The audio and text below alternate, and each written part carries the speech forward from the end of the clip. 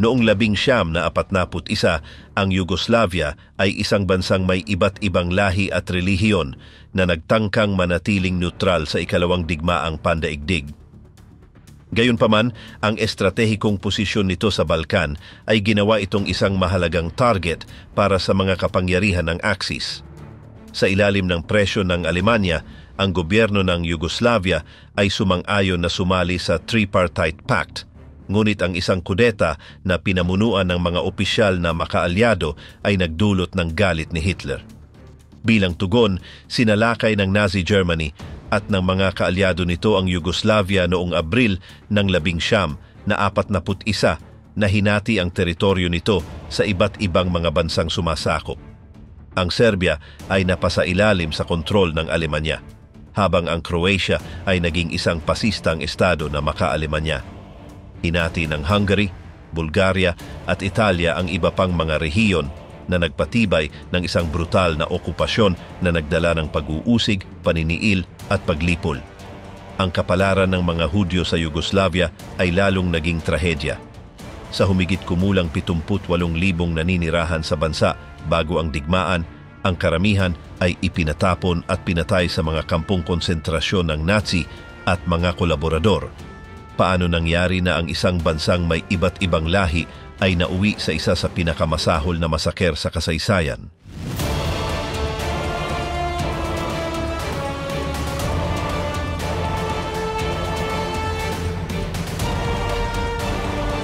Napilitang magparaya ang simula ng pambubulas ng Nazi sa Yugoslavia. Ang proyektong Yugoslav ay lumitaw pagkatapos ng pagtatapos ng unang digmaang pandaigdig noong 1918 kasunod ng pagbagsak ng Imperyong Austro-Hungarian. Ang Serbia ay sumanib sa iba pang mga teritoryo na bumubuo sa kaharian ng mga Serbyo, Croat at Slovenian na kalaunan ay tinawag na Yugoslavia.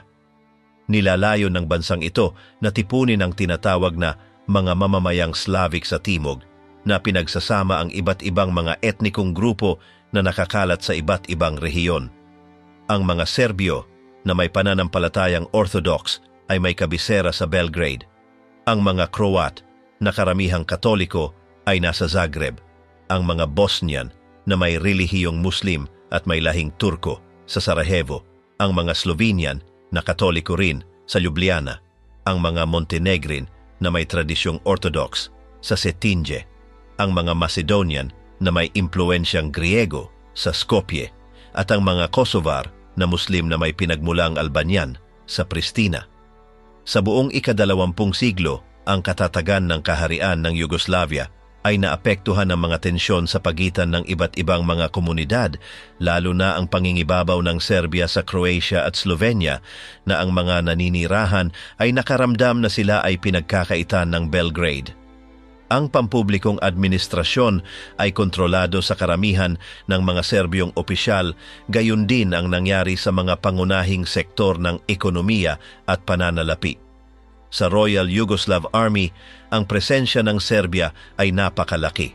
Sa 165 general, 4 lamang ang hindi kabilang sa grupong ito.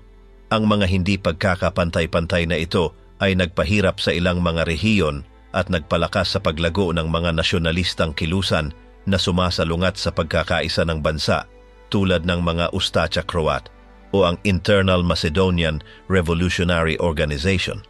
Ang huling grupong ito ay nasa likod ng pag-atake sa Marseille kung saan pinatay si Haring Alejandro I. Ang pagkamatay ng monarko ay nag-iwan sa trono na walang pinuno at ang rehensya ay napunta sa mga kamay ni Pablo I hanggang sa umabot si Prinsipe Pedro II sa edad na 18 noong 1941. Nang magsimula ang ikalawang digmaang pandaigdig noong 1939, ang Yugoslavia ay nanatiling neutral dahil ang digmaan ay hindi pa dumarating sa teritoryo nito at ang gobyerno nito ay nagpapanatili ng mabuting relasyon sa Alemanya. Ang bansa ay nagbebenta ng mga materyales tulad ng tingga at zinc sa mga Aleman at kapalit nito, nakakuha ito ng modernong armas kabilang ang mga fighter plane na Messerschmitt Bf 100. Gayunpaman, ang pagsalakay ng Italya sa Gresya noong 1940 At ang kasunod na digmaan sa pagitan ng dalawang bansa ay nagpabago sa sitwasyon. Laban sa lahat ng inaasahan, nagawang paatrasin ng mga Griego ang mga tropang Italyano hanggang sa Albania. Inilagay nito ang Yugoslavia sa paningin ng dalawang kapangyarihan. Alemanya, na kailangang dumaan sa teritoryo nito upang tulungan ang Italia, at ang United Kingdom, na nakita sa Balkan ang isang pagkakataon upang destabilize ang Third Reich. Sa unahan, sinubukan ng Yugoslavia na manatiling neutral sa patakarang panlabas. Gayunpaman, mayroong magkakaibang pananaw sa loob ng bansa. Isang sektor na pinamumunuan ng Serbyong general na si Milan Nedic ay sumuporta sa isang alyansa sa Italia upang sumali sa pagsalakay sa Gresya at, kapalit nito, makuha ang rehiyon ng Salonika. Samantala, karamihan sa mga Croat, Muslim at Macedonian ay nakikisimpatiya sa Axis. Sa kabaligtaran, ang mga Serbyo, Montenegrin at Slovenian kasama ang simbahang Orthodox, ang mataas na komand ng militar, ang monarkiya at ang pangunahing sektor ng pananalapi ay pumabor sa mga alyado. Kahit ang Partido Komunista na lihim na pinamumunuan ni Joseph Tito ay sumuporta rin sa kanluran. Ang panloob na pagkakahati na ito ay lumalanang noong ika-27 ng Nobyembre ng 1940. Hiniling ni Adolf Hitler sa gobyerno ng Yugoslavia ang isang malinaw na paninindigan sa kanilang neutralidad na nagpapahiwatig ng posibilidad na pahintulutan ang pagdaan ng mga tropang Aleman patungo sa hangganan ng Greco-Albanian. Mula noong simula ng 1941, sinubukan ng Belgrade na ipagpaliban ang anumang desisyon upang maiwasan ang pagkakasangkot sa digmaan. Gayunpaman, noong 14 ng Pebrero, ang Pangulong si Dragiša Kvetković at ang Ministro ng Ugnayang Panlabas na si Alexander Tsinkar Marković ay naglakbay sa Austria upang makipagkita sa Salzburg kay Joachim von Ribbentrop, habang ang regent na si Pablo Piaf ay nagtungo sa Berchtesgaden upang makipagkita kay Hitler. Inalok ng mga Aleman sa Yugoslavia na sumali sa Pakto Tripartito kasama ang Alemanya, Italia at Hapon kapalit ng mga kasunduang pangkalakalan na kapaki-pakinabang, mas maraming impluensya sa Timog Europa, pag-access sa modernong armas at ang pagbibigay ng daungan ng Salonika sa kapinsalaan ng Gresya. Bagamat ang panukala ay tila nakakatukso, nagalinlangan ang mga pinuno dahil alam nilang ang populasyon ay tutugon ng maipagtanggi kapag nalaman nila sa Belgrade. Sa katunayan, bago pa sila nakapagpasya, ang ministro ng digmaan na si Dusan Pešić na malapit sa United Kingdom ay nagbitiw. Pagkatapos ng isang buwang hindi nakatanggap ng sagot, nawalan ng pasensya si Hitler at nagbanta na ititigil ang pagbebenta ng mga supply sa Yugoslavia mula Czechoslovakia sa pamamagitan ng kumpanyang Skoda. Bukod dito, noong ika-19 ng Marso ay naglabas siya ng ultimatum na humihiling ng agarang sagot. Sa wakas, sa ilalim ng pressure na ito, sina Kvetković at Tsinkar Marković ay muling naglakbay sa Austria noong parehong linggo at sa isang tensyonadong pagkilos, formal nilang pinagtibay ang pagsali ng Yugoslavia sa Pakto Tripartito, ang kudeta na nagpabago sa kapalaran ng Yugoslavia. Noong ikalawa at 20 minuto ng madaling araw ng ika-27 ng Marso ng 1941, ang Yugoslavia ay dumanas ng isang kudeta 3 araw lamang matapos sumali sa Tripartite Pact. Sa Belgrade, iniutos ni General Dusan Simović na ipakalat ang mga tangke at artilerya sa buong lungsod, habang sinisiguro ng kanyang mga tropa ang Ministry of War. Kasabay nito, nagawang pag-alsahin ni General Bora Mirković ang buong Air Force. Hindi nagtagal pagkatapos ng madaling araw, nasakop na ng mga rebelde ang mga pangunahing tanggapan, barracks at ang tanggapan ng Koreo. Pinasok din nila ang Royal Palace, inalis sa kapangyarihan si Regent Paul Pamesa at pinilit magbitiw sina Pangulong Dragiša Kvetković at Ministro ng Ugnayang Panlabas na si Alexander Tsinkar Marković. Bukod dito, binihag nila si Milan Stojadinović, ang pasistang pinuno ng bansa, at ipinadala siya sa United Kingdom. Mabilis na kumalat ang pag-aalsa na nakakuha ng suporta sa Zagreb, Sarajevo at Skopje na nagpawalang bisa sa pagsali ng Yugoslavia sa Axis. Sa bagong sitwasyong pampulitika, ipinroklama si Pedro II bilang hari, bagamat hindi pa siya umabot sa edad na 18. Kinuha ng Serbian Democratic Party ang pamahalaan na nagdulot ng sama ng loob sa iba pang mga komunidad, lalo na sa mga Croat. Ngunit ang pinakamalubhang problema ay dumating sa reaksyon ng Alemanya. Sa Serbia, libu-libong tao ang lumabas sa mga lansangan na may mga bandila ng Britanya at inatake pa ang sasakyan ng embahador ng Aleman. Galit na galit sa itinuring niyang pagtataksil, iniutos ni Adolf Hitler na parusahan ang Yugoslavia sa pamamagitan ng agarang pagsalakay. Hindi nagtagal ay naunawaan ng gobyerno ni Simovic na hindi maiiwasan ang tugon ng Aleman. Sinubukan nilang pakalmahin ang sitwasyon sa pamamagitan ng pagtiyak sa Berlin na hindi sila sasali sa mga alyado, ngunit walang naniwala sa kanila. Sa harap ng napipintong panganib, lumapit sila sa United Kingdom na umaasang makakuha ng mga reinforcement. Gayunpaman, hindi dumating ang ipinangakong tulong. Ang mga Briton na abala sa pag-abante ng Africa Corps sa Ehipto ay nakapagpadala lamang ng ilang tropa sa Gresya. Dahil pakiramdam nila ay niloko sila, tumanggi si Simovic na makipagkita noong 30 ng Marso sa ministro ng Ugnayang Panlabas ng Britanya, si Anthony Eden. Gayunpaman, noong unang araw ng Abril, nakipagpulong siya kay General John Dill at sa Griegong commander na si Alexandros Papagos upang planuhin ang posibleng depensa laban sa napipintong pag-atake ng Aleman. Ang Royal Yugoslav Army ay may 31 dibisyon na nakatalaga sa Balkan. Karamihan ay impanterya at ilan ay kabalyeriya.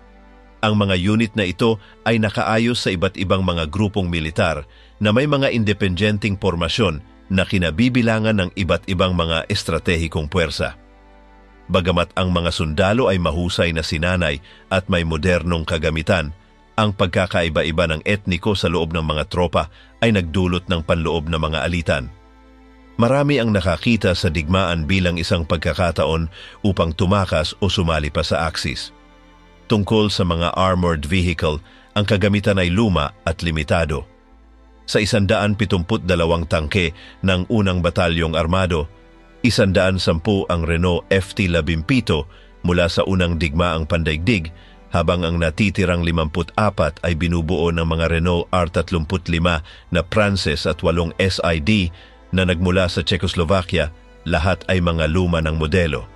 Sa kabilang banda, ang Royal Yugoslav Air Force ay may mas iba't ibang uri ng sasakyang panghimpapawid na may mga eroplanong mula sa iba't ibang henerasyon.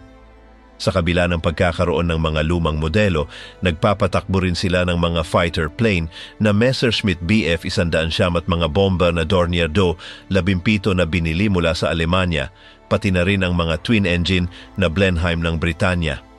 Ang Royal Yugoslav Navy, Jugoslovenska Kraljevska Mornarica, na nakabase sa mga daungan ng Adriatic Sea ay may maliit na plota kumpara sa Italian Navy. Ang pangunahing barko nito ay ang light cruiser na Dalmacia na sinamahan ng mga destroyer at submarino na nakakalat sa mga base sa Dalmacia at Montenegro. Sa kabuuan, ang mga puwersang Yugoslav ay umabot sa 850,000 sundalo, 172 tangke at 623 eroplano na nahahati sa mga fighter plane, bomber, transport at mga sasakyang panghimpapawid na pangsanay. Ang kanilang plota sa dagat ay binubuo ng 53 barko, kabilang ang isang cruiser, 5 destroyer, 4 na submarino, ilang mga torpedo boat, minesweeper, gunboat at isang seaplane carrier. Operasyon Parusa, ang estratehiya ng Axis para talunin ang Yugoslavia. Sa ilalim ng pangalang Operasyon Parusa o Direktiba bilang 25, inihanda ng Alemanya ang pagsalakay sa Yugoslavia para sa unang bahagi ng Abril ng 1941. Ang estratehiya ay ang pag-atake mula sa iba't ibang mga punto gamit ang mga base militar sa Hungaria, Romania at Bulgaria.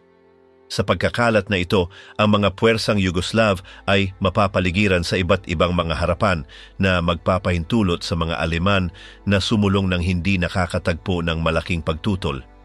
Sa ganitong paraan, bubuksan nila ang daan sa Slovenia, Serbia, Croatia at Nice na unti-unting kinukubkob ang kaaway hanggang sa mapilitan ang gobyerno sa Belgrade na sumuko. Ang ikalawang hukbong Aleman sa ilalim ng pamumuno ni Maximilian von Weichs ay nakapwesto sa pagitan ng Austria at Hungary, habang ang ikalabindalawang hukbo na pinamumunuan ni Wilhelm List ay nakakalat sa Bulgaria at Romania. Mula doon, ang mga Aleman ay susulong sa Slovenia at Croatia na tinitiyak ang kontrol sa Ilog Save at pagkatapos ay magpapatuloy patungo sa Bosnia. Kasabay nito, ang isa pang grupo ng pag-atake ay sasalakay patungo sa Belgrade at sasakupin ang Kosovo at Macedonia na kukunin ang pinakamahalagang mga lungsod. Kasabay nito, ang isa pang bahagi ng hukbo ay tutungo sa Nice at sa Vardar Pass na may layuning makipag-ugnayan sa pagsalakay sa Gresya sa tinatawag na Operasyon Marita. Bukod sa Alemanya, lumahok din sa pag-atake ang iba pang mga kapangyarihan ng Axis. Ang Hungary na pinamumunuan ni Miklos Horthy ay sumang-ayon na sumali sa opensiba kapalit ng rehiyon ng Vojvodina.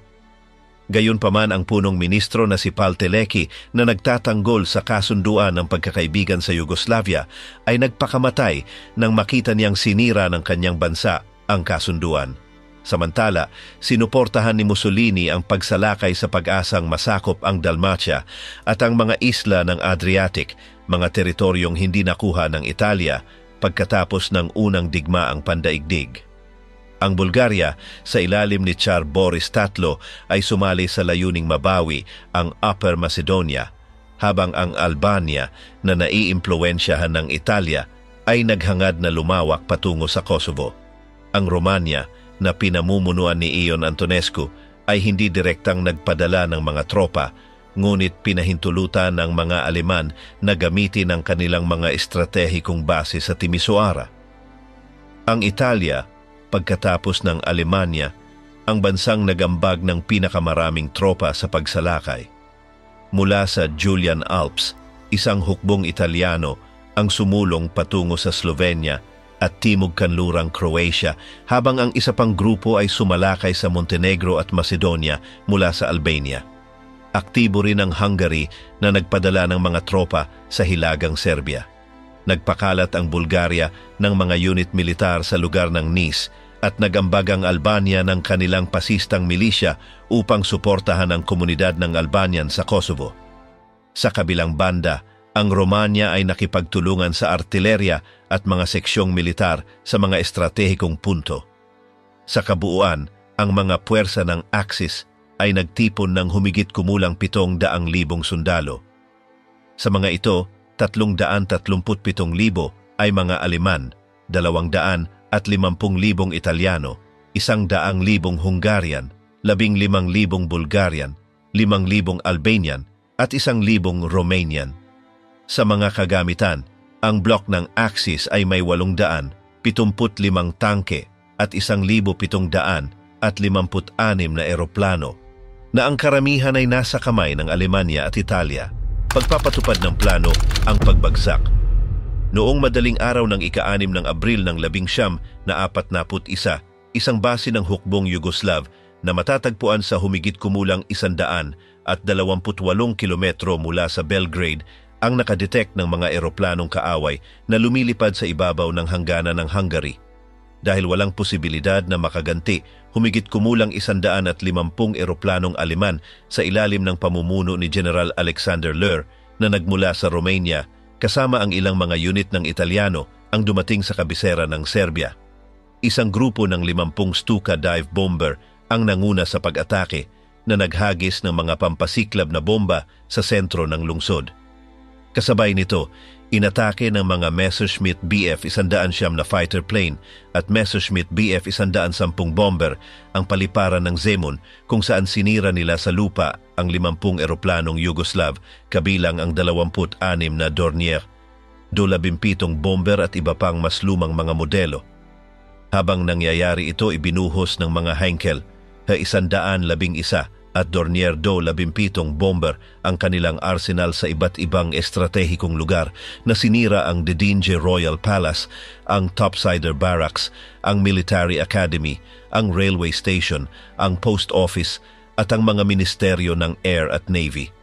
Maging ang Serbian National Library ay nasunog at ang zoo ay dumanas ng matinding pinsala na naging dahilan upang makatakas ang ilang mga hayop at tumakbo sa mga lansangan. Ang epekto ng pambobomba ay mapaminsala na may mga nawasak na abenida at daan-daang mga bahay na nawasak na nagdulot ng pagkamatay ng 4,000 sibilyan. Si General Dusan Simovic na ilang araw bago nito ay nanguna sa isang kudeta ay nakatanggap ng balita tungkol sa pag-atake habang dumadalo sa kasal ng kanyang anak na babae ilang kilometro lamang ang layo mula sa kabisera. Agad siyang bumalik sa Belgrade at natagpuan itong wasak na may malalaking crater sa mga lansangan. Nang makipagpulong sa General Staff sa Ministry of War, isa sa ilang mga gusali na nakatayo pa, na pagkasunduan na ilipat ang gobyerno sa lungsod ng Uzice. Gayunpaman, mula sa kanilang bagong punong tanggapan sa Hotel Palace, hindi nagawang kontrolin ng administrasyon ang anumang bagay. Ang patuloy na pambobomba ay pumutol sa halos lahat ng komunikasyon, maliban sa isang linya patungo sa Belgrade at ang pangkat ng mga Croat na pinamumunuan ni Vlatko Maček ng Croatian Peasant Party ay nawala ng walang bakas. Noong araw ding iyon, tumawid ang mga tropang Aleman sa hangganan ng Yugoslavia mula sa Bulgaria na mabilis na sumulong sa Macedonia at nagdagdag ng mga reinforcement mula sa mga unit ng Bulgaria. Sa kanilang paglalakbay, nilipol ng isang regiment ng Waffen-SS ang paglaban sa Kriva Palanka Pass, kinuha ang Kumanovo at binihag ang Strumica. Pagkatapos lumihis patimog, nagtungo sila sa hangganan ng Gresya upang lumahok sa pagsalakay sa bansang Hellenic na nagsimula ng sabay-sabay sa ilalim ng pangalang Operasyon Marita. Sa hilaga ng Yugoslavia, sa hangganan sa pagitan ng Vojvodina at Hungary, ang mga gunboat na Drava, Sava, Morava at Vardar ng Royal Yugoslav Navy ay naglayag sa Danube matapos makadetect ng presensya ng kaaway.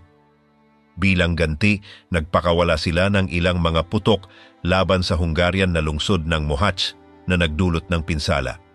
Ito ang nagtulak sa ikatlong hukbong Hungarian na tumugon ng artilerya at nagresulta sa agarang pagdedeklara ng digmaan ng Budapest laban sa Belgrade. Samantala, sa hangganan ng Serbian Banat sa Romania, ang mga unit ng XLI Motorized Corps na nakabase sa Timisoara kasama ang artilerya na nilagyan ng iba't ibang kalibre ay sumalakay sa mga posisyong Yugoslav. Ang ilan ay nawasak, ngunit mabilis na dumating ang reaksyon mula sa Belgrade. 2 Blenheim bomber ang sumalakay sa Romanian na lungsod ng Arad, bagamat pareho silang pinabagsak. Noong ika-7 ng Abril, ang ikalawang araw ng opensiba, tinawid ng ika-12 hukbong Aleman ang Vardar at sinakop ang halos buong Macedonia. Sa Skopje, ang kabiserang panrehiyon, mahigit 20,000 sundalong Yugoslav, kabilang ang ilang mga general, ang nabihag. Kasabay nito, tumawid ang ikalawang hukbong Italyano mula sa Julian Alps patungo sa Slovenia na nakatagpo ng kaunting pagtutol. Mabilis silang sumulong at siniguro ang lambak ng Sava, Kastav at ang tuktok ng bundok Pek. Pagsapit ng ika-8 ng Abril, kontrolado na nila ang Kranjska Gora, Zavratek at Gods. Habang ang mga puwersang Italyano ay sumusulong ng walang problema sa Slovenia, iba ang nangyari sa Albania. Matapos ang ilang buwang pagkapagod dahil sa digmaan sa Gresya, ang ika-9 na hukbong Italyano ay hindi nakasali sa opensiba at, sa halip, dumanas ng pag-atake mula sa ika-3 hukbong Yugoslav. Sinira ng kanilang mga tropa ang mga linya ng depensa, sumulong sa pamamagitan ng Gusinje at Prokletije Mountains, kinuha ang kontrol sa kalsada ng Shkoder at inagaw ang Debar mula sa mga Italyano at kanilang mga kaalyadong Albanian. Sa silangan, noong ika-8 ng Abril, tinawid ng ika-14 na Panzer Corps ang hangganan ng Serbia, dinaig ang Nisava at winasak ang mga depensang Yugoslav sa Pirot. Ito ang nagdulot ng pagbagsak ng ilang mga unit ng hukbo ng Belgrade na nagpapahintulot sa mga Aleman na walang sagabal na makuha ang Nis. Higit pa sa timog, siniguro ng XL Panzer Corps na may suporta mula sa ika-5 hukbong Bulgarian ang kontrol sa Macedonia na sinakop ang Stip, Veles, Prilep at Monastir. Sa kabaligtaran, ang ika-9 na hukbong Italyano sa Albania ay patuloy na nawawalan ng teritoryo. Sumulong ang mga Yugoslav sa Ilog Drin at binihag ang Baljbone at Koljegava na lalong nagpahina sa mga tropa ng Roma. Gayunpaman, sa harapan ng Slovenia, pinanatili ng ikalawang hukbong Italyano ang kanilang sunod-sunod na tagumpay. Matapos tawirin ang mga bundok ng Cerkno at ang Ilog Riesina, pinalayas nila ang mga Yugoslav mula sa Kalse at Logatec na pinatatag ang kanilang kontrol sa rehiyon. Ang pagbagsak ng Yugoslavia, ang pagbagsak sa loob lamang ng 12 araw. Noong ikasiyam ng Abril ng 1941, ang opensiba ng ikalawang hukbong Aleman ay nagsimula mula sa Austria na may layuning sumulong sa Slovenia. Habang ang mga tropa ay sumasalakay sa teritoryo ng Slovenia mula sa Styria, kinuha ng mga grupo ng minoryang Aleman na Volksdeutsche sa Maribor ang kontrol sa sitwasyon. Armado ng mga pistola at shotgun, sinakop nila ang mga gusali ng gobyerno at inalis ang armas ng mga gwardyang Yugoslav. Dahil sa aksyon na ito, mabilis ang pag-abante ng Aleman at ang lungsod ay napunta sa kamay ng LI Corps nang walang pagtutol. Bukod dito, pinadali nila ang pagtawid sa Ilog Drava sa pamamagitan ng pagsiguro sa ilang mga tulay na nagpahintulot sa mga armored forces na tumawid ng walang abala. Noong ika-10 ng Abril, binuksan ng XLVI Panzer Corps ang isang bagong harapan sa Yugoslavia nang tumawid ito sa hangganan mula sa Hungary patungo sa Croatia. Dahil ang mga armored vehicle ang nangunguna, nagawang sakupin ng mga Aleman sa maikling panahon ang ilang mga pangunahing lugar na nag-iwan ng maraming tropang Yugoslav na nakulong sa linya ng tren ng Budapest-Trieste. Sa loob lamang ng isang araw, ang pag-abante ay lumampas sa 100 kilometro na may kaunting pagtutol dahil ang ilang mga unit ng Croatian ng Yugoslav Army ay nag-alsa at pinadali ang pananakop sa Zagreb sa loob lamang ng ilang oras. Hanggang sa puntong iyon, ang Croatia ay hindi aktibong bahagi ng opensiba ng Axis, ngunit nagbago ang sitwasyon nang ang isang panawagan mula sa Roma ng pasistang pinuno na si Ante Pavelic ay nag-udyok ng paghihimagsik. Maraming mga unit ng Croatia nang nag-alsa, binihag ang kanilang sariling mga opisyal na Serbyo at ibinigay ang mga pangunahing lungsod sa mga Aleman. Sa Bjelovar, pinahintulutan ng pag-aalsa ang bagong alkalde na iproklama ang kalayaan ng bansa. Sa Bosnia-Herzegovina, ang mga nasyonalistang Croatian at mga grupong Bosnian na kaalyado ng Alemanya ay nakipaglaban sa Yugoslav Army na nagawang sakupin ang Mostar at ang kalapit na paliparan kung saan binihag nila ang ilang mga bomber na kalaunan ay gagamitin ng bagong hukbong panghimpapawid ng Croatia. Samantala, sa rehiyon ng Nice, ang mga puwersang Aleman ng 14 na Corps ay sumulong ng walang pagtutol na nag-iwan ng libu-libong sundalong Yugoslav na walang labasan. Matapos masiguro ang lambak ng Morava, sinakop nila ang Parasin at Kragujevac, naganap na nag-iwan ng libu-libong sundalo sa Leskovac na sa huli ay sumuko ng hindi lumalaban. Sa kabila ng tagumpay ng mga puwersang Axis sa iba't ibang mga harapan, iba ang sitwasyon sa Albania. Doon, ang ika-9 na hukbong Italyano ay patuloy na umatras sa harap ng pag-abante ng ikatlong hukbong Yugoslav na nagawang tumagos ng 50 kilometro sa teritoryo ng kaaway. Nahulog sa kanilang mga kamay ang lungsod ng Shkodër at binomba ng hukbong panghimpapawid ng Yugoslavia, ang base naval ng Italia sa Dures, na minarkahan ang pinakamataas na punto ng kanilang opensiba sa lugar.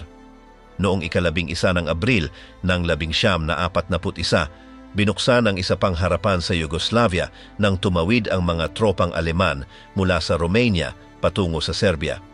Sa suporta ng mga mekanisadong unit at mga detachment ng Romanian, mabilis silang sumulong na sinisiguro ang Tomisvar at kinukuha ang isang paliparan kung saan natagpuan nila ang 3 buong fighter plane ng Yugoslavia.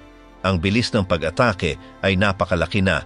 Sa loob ng mas mababa sa isang araw, narating nila ang Versac at Pančevo na umabot pa sa labas ng Belgrade.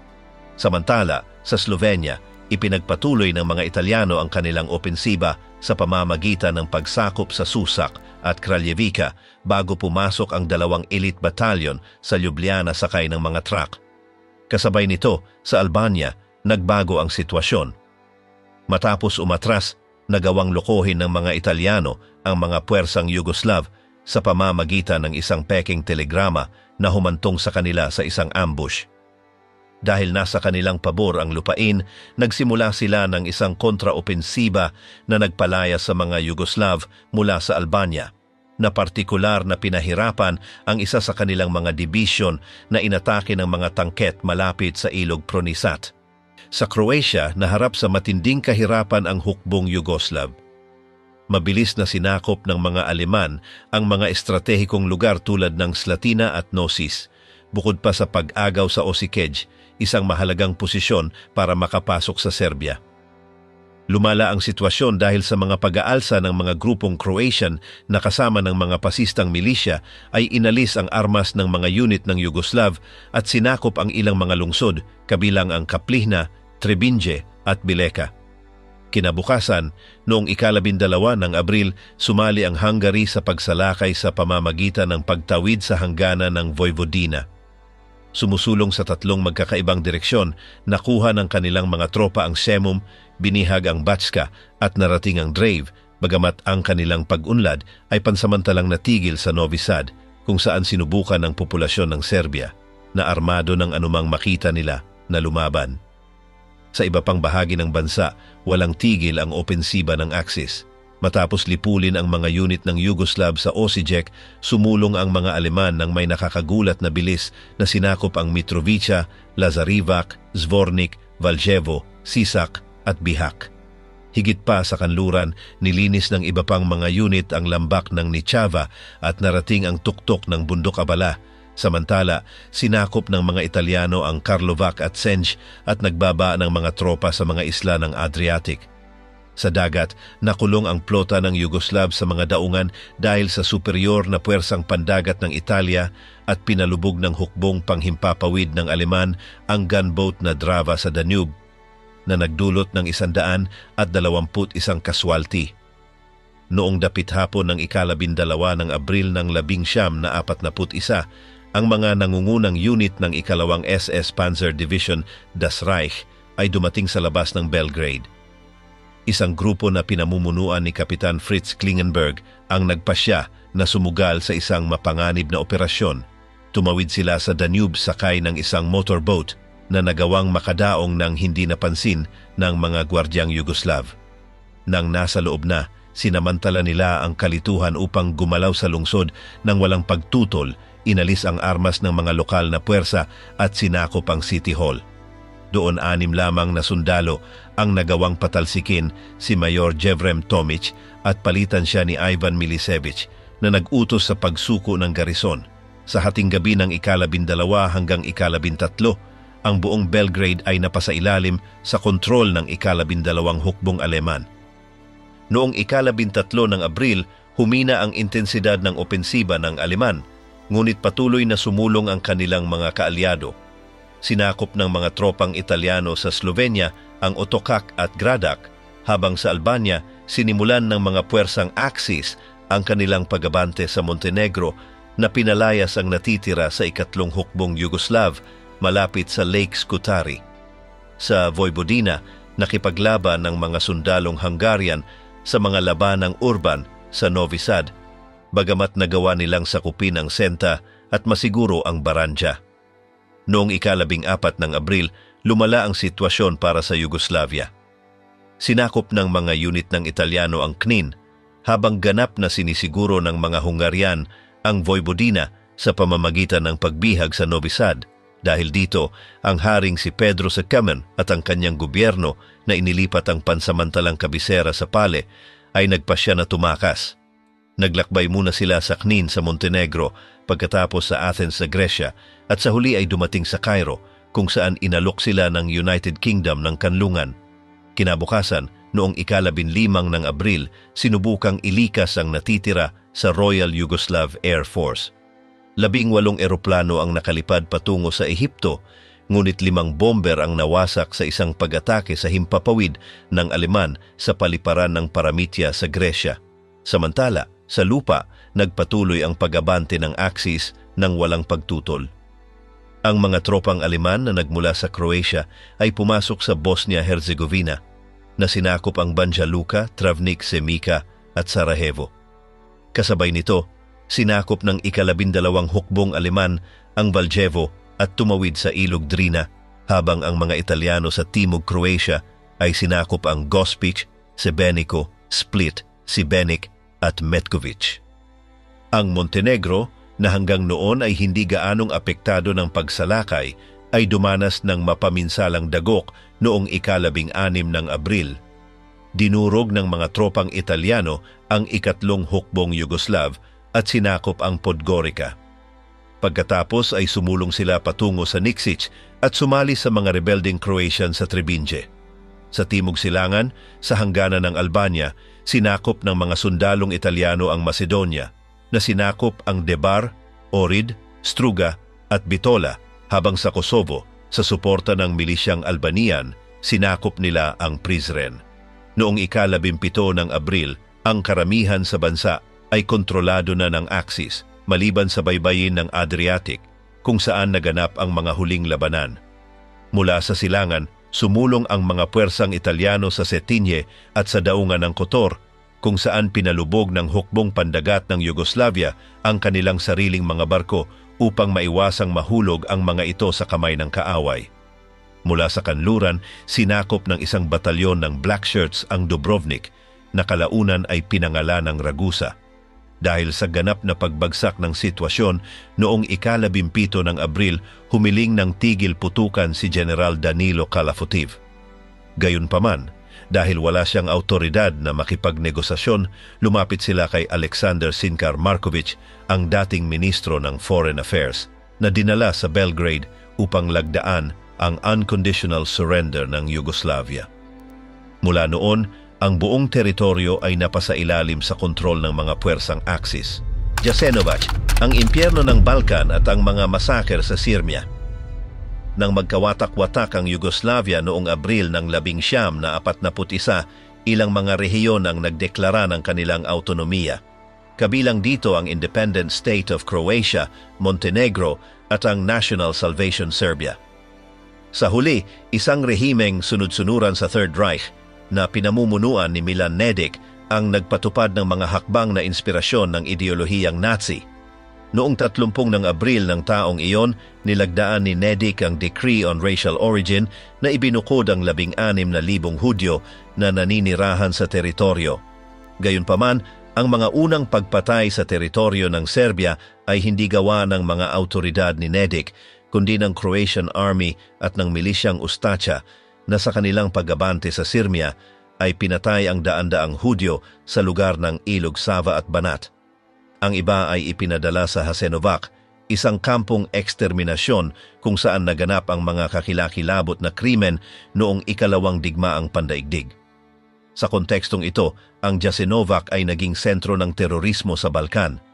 Pinamamahalaan ng rehimeng Ustacha sa loob ng Independent State of Croatia ang kampong konsentrasyon at eksterminasyong ito na matatagpuan sa tagpuan ng mga Ilog Sava at Una, ang ikatlong pinakamalaki sa Europa at ang tanging sa rehiyon na pinamamahalaan ng isang gobyernong kolaborasyonista. Mula nang itatag ito noong Agosto ng 1941 hanggang sa buwagin ito noong Abril ng 1945, nasaksihan ng Jasenovac ang hindi maisip na mga kalupitan. Hindi tulad ng mga kampong Nazi, wala itong mga gas chamber o mga pamamaraan ng pang-industriyang maramihang paglipol. Sa halip, ang mga pagpatay ay isinagawa ng paisa-isa at brutal, gamit ang mga kutsilyo, martilyo, palakol o malapitang pamamaril. Ang mga pangunahing biktima ay mga Serbyo sa konteksto ng genocide laban sa kanilang mga tao, na sinundan ng mga Hudyo, Romani at mga kalaban sa politika. Ang kampo ay binubuo ng isang complex ng 5 subcamp na umaabot sa 210 kilometro kwadrado sa magkabilang pampang ng mga Ilog Sava at Una.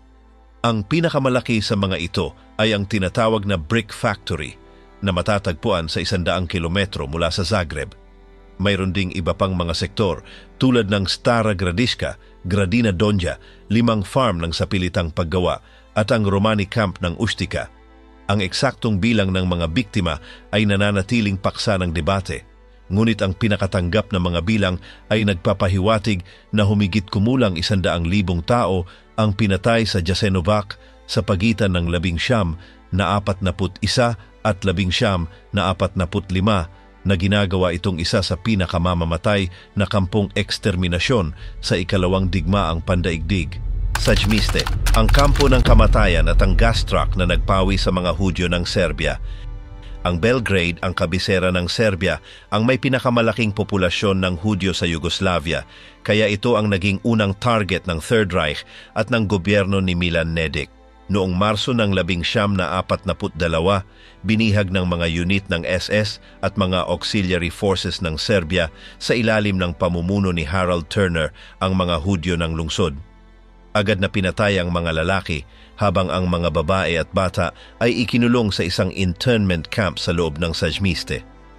Noong ikasiyam ng Mayo ng 1942, ang mga bilanggo ng Sajmiste ay pinatay sa isang selyadong truck na ipinadala mula sa Berlin, kung saan inilabas ang carbon monoxide na nagpahirap sa lahat. Matapos ang pag-alis ng mga babae at bata, iniutos ang paglipol sa mga pasyente ng Belgrade Hospital at sa mga dating sundalong Hudyo na kabilang sa Royal Yugoslav Army. Humigit kumulang 8,000 Hudyo mula sa Belgrade ang pinatay sa Sajmiste. Ang opisyal na si Harold Turner na responsable sa patayan ay buong pagmamalaking nagpahayag sa kanyang mga superior sa SS.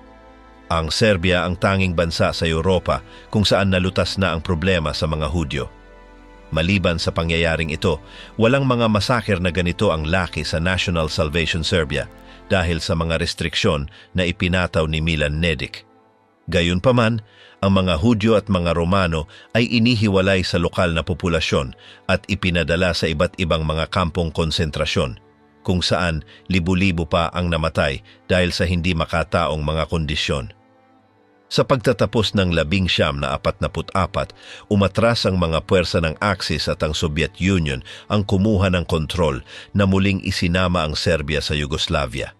Sa panahong iyon, 14,500 Serbyong Hudyo ang pinatay ng mga Aleman, Croat at ilang mga Serbyong kolaborasyonista na nangangahulugang paglaho ng 70% ng komunidad ng mga Hudyo sa bansa. Tito at ang kanyang mga partisan ang pinakamalaking paglaban sa anti-fascist sa Europa. Ang mga partisan ng Yugoslavia na opisyal na kilala bilang National Liberation Army at Partisan Detachments of Yugoslavia ay isang komunistang kilusang paglaban na lumaban sa mga puwersa ng Axis, pangunahin ang mga Nazi sa teritoryo ng Yugoslavia noong ikalawang digmaang pandaigdig. Sa ilalim ng pamumuno ni Josip Broz Tito, sila ay itinuring na pinakamabisang puwersang anti-fascist sa Europa sa tunggaliang iyon.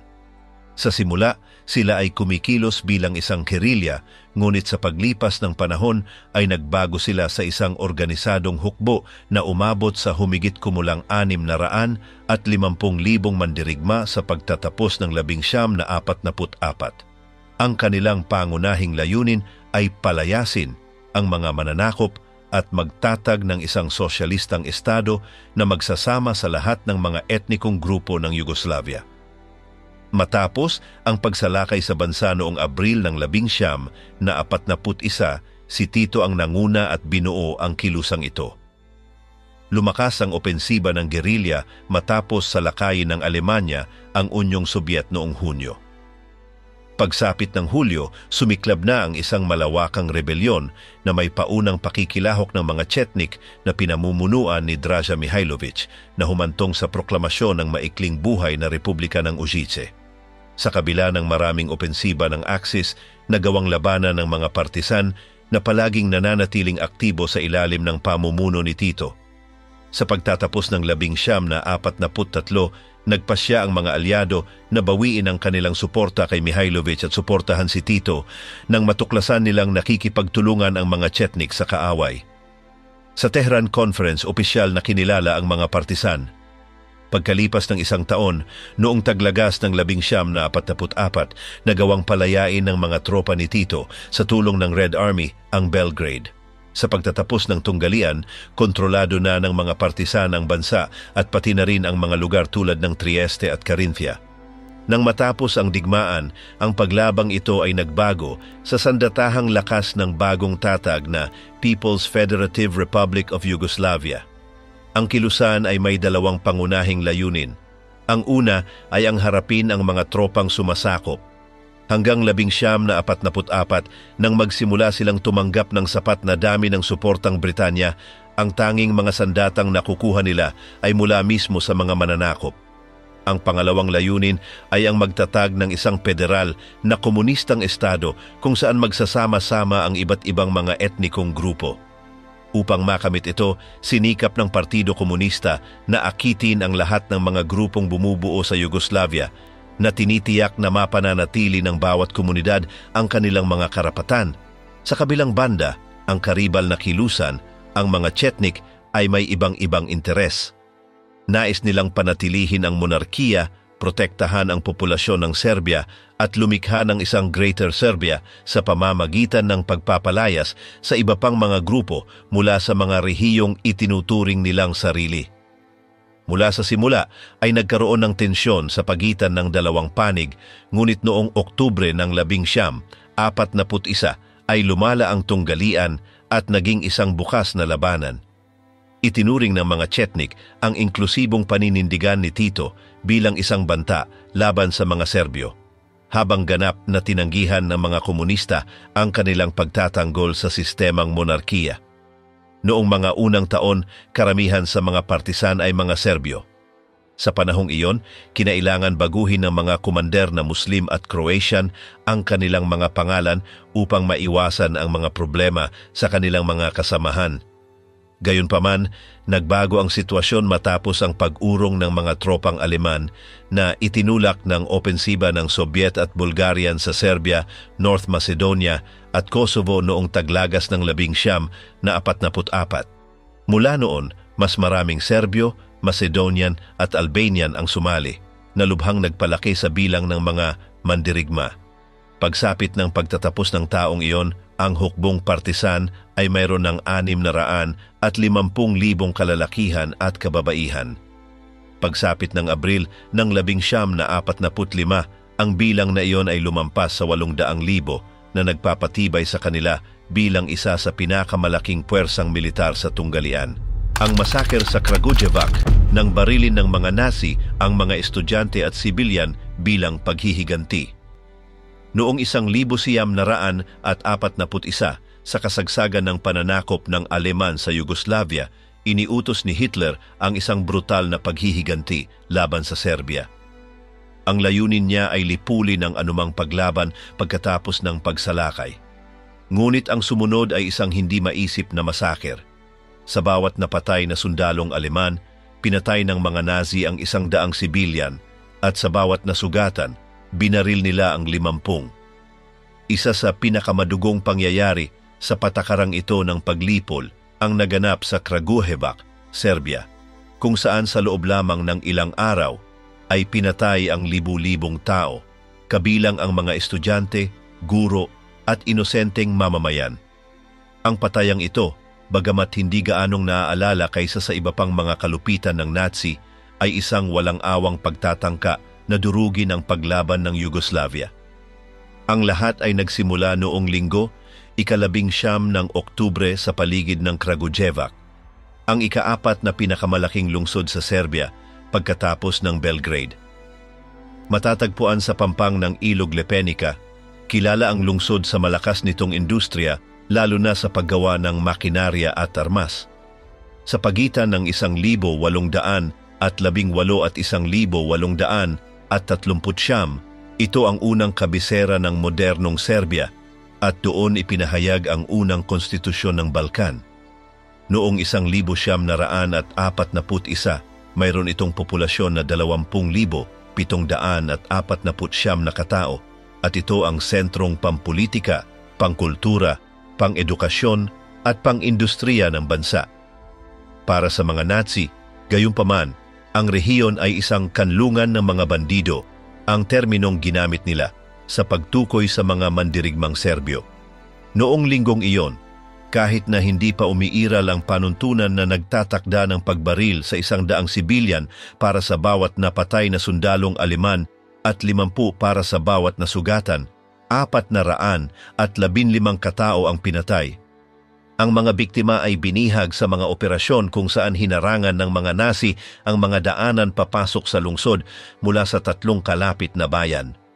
Kinabukasan, ika-20 ng Oktubre, nagpakalat ang mga tropang Aleman ng isang malawakang pag-aresto sa mga lansangan at kabahayan ng Kragujevac.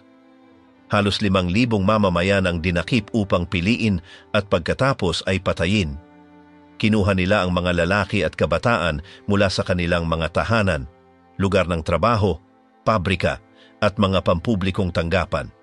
Sumalakay din sila sa mga paaralan kung saan inaresto nila ang humigit kumulang 300 estudyante sa sekundarya na may edad 12 hanggang 18, kasama ang kanilang mga guro, kabilang si Laza Pantelic, ang direktor ng pangunahing paaralang panlalaki sa lungsod.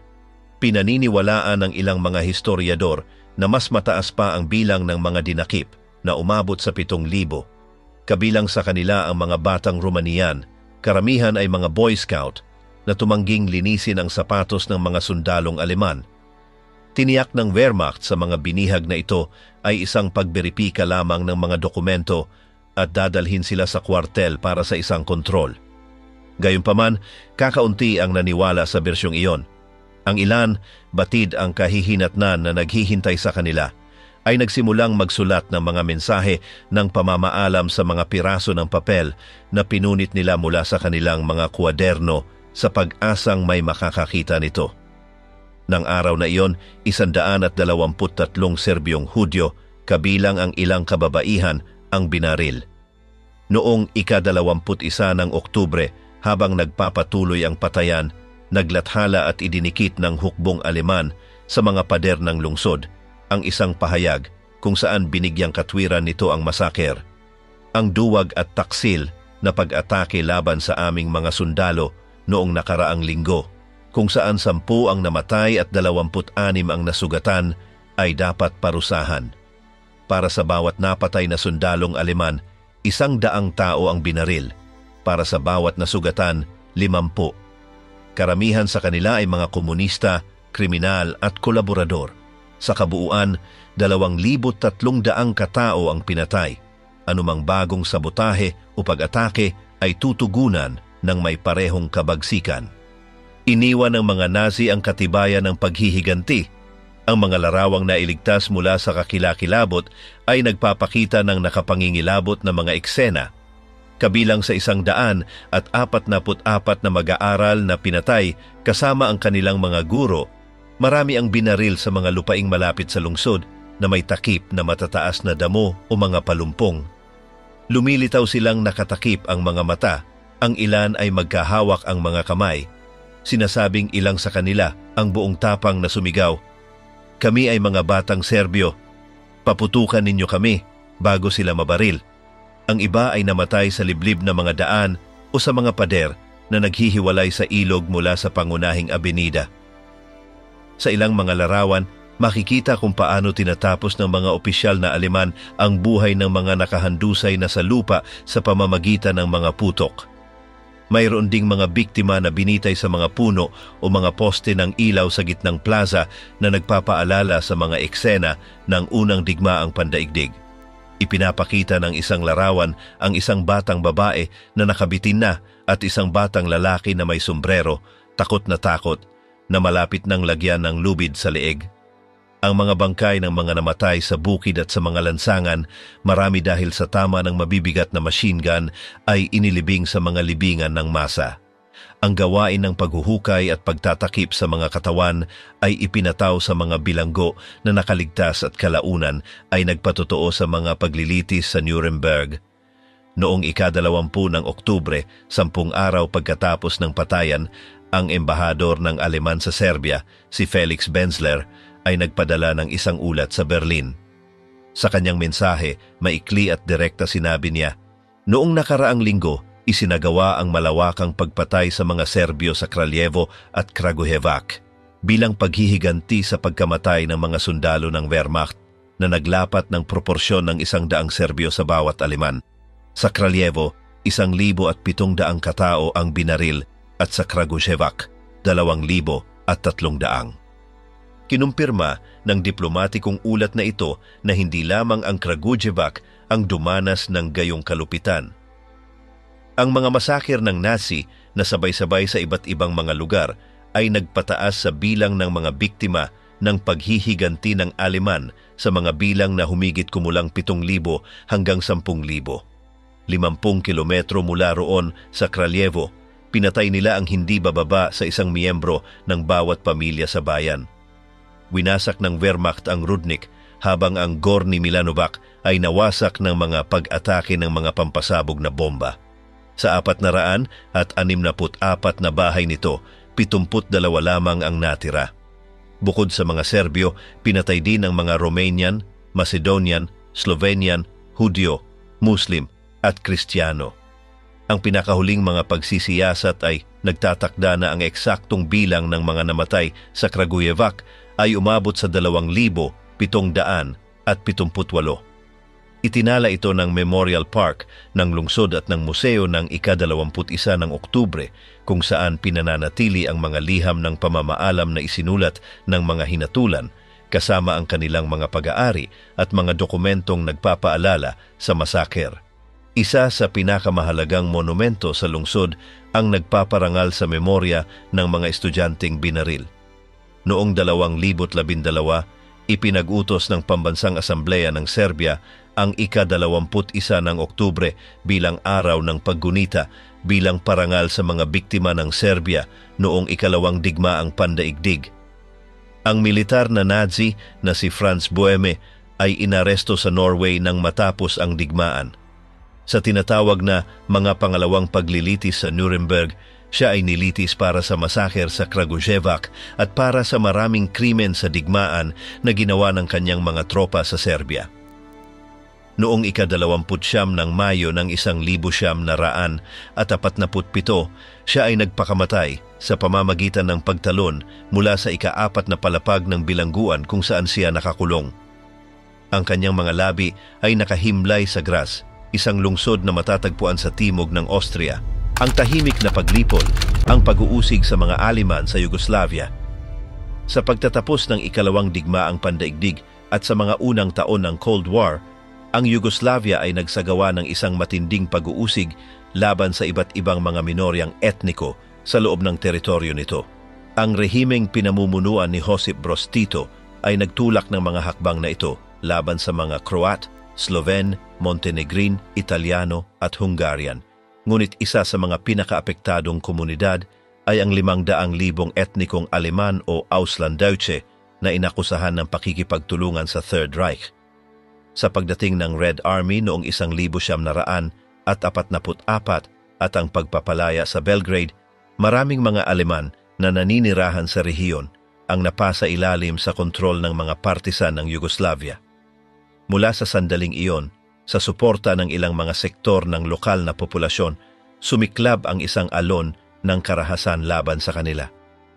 Mahigit 7,000 katao ang pinatay sa mga pagpatay at malawakang pamamaril, kabilang ang mga sumalungat sa nasismo. Isang kilalang kaso ang kay paring Adalbert Schmidt na binugbog hanggang mamatay ng mga sundalong Yugoslav sa kabila ng pagtulong sa maraming biktima ng rehimeng Nazi. Noong ikalawa ng Nobyembre ng 1944, ipinag-utos ng Anti-Fascist Committee of National Liberation of Yugoslavia na ang komunidad ng Aleman ay inalisan ng kanilang nasyonalidad. Nawawala rin ang lahat ng kanilang karapatang sibil at mga ari-arian. Sa simula, ang mga hakbang na ito ay ipinatupad sa Maribor, kung saan ang karamihan sa populasyon ay Aleman, ngunit pagkatapos ay pinalawak ito sa buong Yugoslavia. Sa pananakop ng Slovenia ng Popular Front, ang mga probisyong ito ay nagkabisa rin sa iba't ibang rehiyon ng Slovenia. Noong ika-29 ng Abril ng 1945, ang mga Auslanddeutsche ay idineklarang pag-aari ng Estado at ibinaba sa katayuan ng mga alipin. Marami ang ipinagbili o itinalaga sa mga individual at ang mga bata ay inihiwalay sa kanilang mga pamilya ayon sa pangangailangan ng mga bumibili sa kanila. Mahigit 200,000 katao ang pinilit na muling itayo ang mga wasak na nayon at lungsod habang 47,000 ang ipinadala sa Unyong Sobyet upang magtrabaho sa mga minahan ng Donbas. Idinagdag pa rito ang libu-libong bilanggo na inilipat sa mga kampong sa pilitang paggawa sa iba't ibang bahagi ng Balkan. Ang mga nakaligtas sa pagkaalipin ay dumanas ng isang kapalaran na parehong mahirap. Inalisan ng kanilang nasyonalidad, 313,000 Aleman ang pinalaya sa iba't ibang bansa. Humigit kumulang 150,000 ang nanirahan sa Alemanya, parehong dami ang lumipat sa Austria, habang 10,000 ang nakarating sa Estados Unidos at 3,000 sa Pransya. Ang mga kahihinatnan ng panunupil na ito ay mapaminsala, 57,640 Aleman ang namatay, kung saan 48,447 ang namatay sa mga kampong paggawa, 7,179 ang pinatay, at 1,974 ang namatay sa paglalakbay patungo sa USSR. Bukod dito, ang karamihan sa mga nakaligtas ay pinilit na lisanin ng kanilang mga tahanan na nag-iwan sa komunidad ng Aleman sa Yugoslavia sa bingit ng paglaho. Habang lumalakas ang Cold War, lumala ang relasyon sa pagitan ni Tito at ng Unyong Sobyet. Sa isang pagtatangka na balansehin ang kanyang posisyong pampulitika, itinigil ng rehimeng Yugoslav ang mga deportasyon noong 1,950 at pinahintulutan ang 82,000 Aleman na manatili sa bansa na nabawi ang kanilang nasyonalidad at ilang sa kanilang mga karapatan. Pinigilan ng desisyong ito ang ganap na pagkalipol ng presensya ng Aleman sa Balkan, bagamat ang epekto nito sa kasaysayan ng rehiyon ay hindi na mababawi. Ang pag-uusig laban sa mga Auslandeutsche sa Yugoslavia ay nagresulta sa 57,640 pagkamatay. Sa kabuuang iyon, 48,447 ang namatay sa mga kampong konsentrasyon o sa sapilitang paggawa, 7,179 ang binaril, at 1,974 ang namatay habang inililipat sa Unyong Sobyet. Idinagdag pa rito ang 360,000 pinalayas, ang ilan ay pinilit na tumakas sa bansa at ang iba ay ipinagbili bilang mga alipin sa USSR na halos nag-alis sa komunidad ng Aleman sa rehiyon.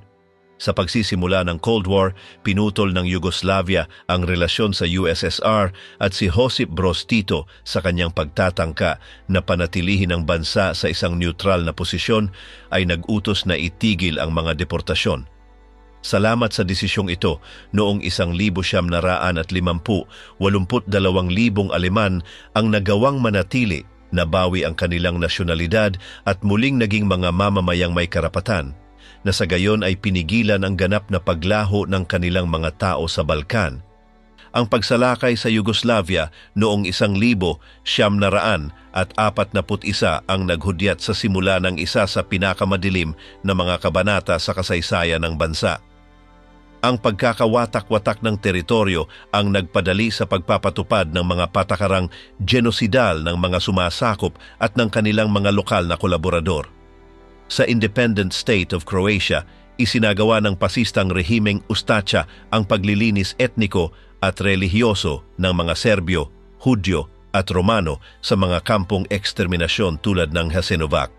Sa Serbia, ipinataw ng pananakop ng Aleman ang agarang mga hakbang na antisemitiko at ang komunidad ng mga Hudyo ay halos nalipol sa pamamagitan ng malawakang pamamaril at deportasyon.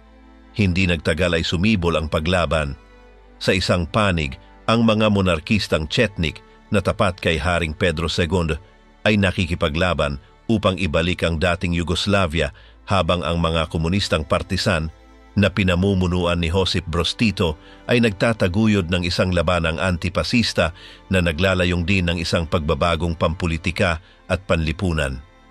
Sa kabila ng brutalidad ng pananakop, nag-iwan ang digmaan sa Yugoslavia ng isang pakiramdam ng pagkakaisa sa paligid ng paglaban, bagamat ang panahon pagkatapos ng digmaan ay magdadala ng mga bagong tensyon sa pagitan ng mga mamamayan nito.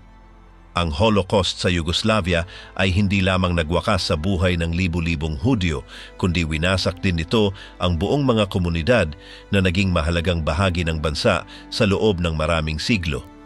Ipinakita ng digmaan at pananakop kung paano maaaring durugin ng puot, ekstremismo at mga ambisyong heopolitikal ang isang bansa at wakasan ang buhay ng libu-libong inosenteng tao. Bagamat natapos ang tunggalian noong 1945 sa pagpapalaya ng bansa, ang trauma at mga pagkakabahabahagi na dulot ng pananakop ay nagpatuloy sa loob ng maraming dekada. Paano nahulog ang isang bansang napakarami at mayaman sa kasaysayan sa gayong kakilakilabot na pagkawasak? Ang kasaysayan ng Yugoslavia noong ikalawang digmaang pandaigdig ay nagiiwan sa atin ng isang babala tungkol sa mga kahihinatnan ng intoleransya at digmaan.